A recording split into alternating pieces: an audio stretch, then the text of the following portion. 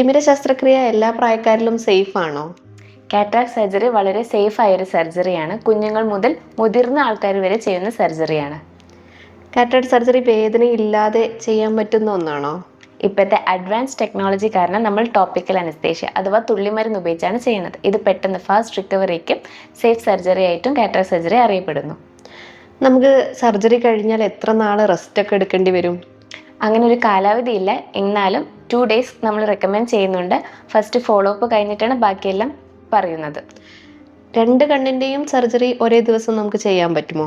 ചെയ്യുന്നതിൽ കുഴപ്പമില്ല. എന്നാലും നമ്മൾ ഒരു കണ്ണ് ചെയ്ത് കഴിഞ്ഞിട്ട് അതിൻ്റെ വിഷനും ഫോളോ അപ്പും കഴിഞ്ഞിട്ടാണ് ചെയ്യുന്നത്.